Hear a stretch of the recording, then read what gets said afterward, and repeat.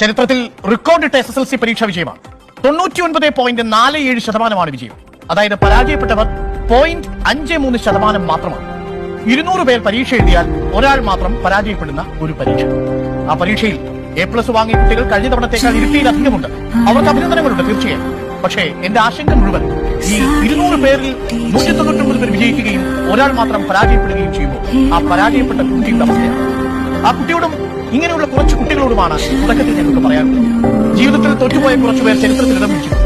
അതിലൊരാളുടെ Latin അമേരിക്കയിലെ growth hormone deficiency ഉള്ള ഈ കുഞ്ഞിനെ എന്തു ചെയ്യണമെന്നറിയാതെ ബുദ്ധിമുട്ടിയിരുന്ന ഒരു കുടുംബമുണ്ടായി. പിന്നീട് വളരെ എക്സ്പെൻസീവായ ട്രീറ്റ്മെന്റിന് വേണ്ടി ഭൂഖണ്ഡം കടന്നുപോയി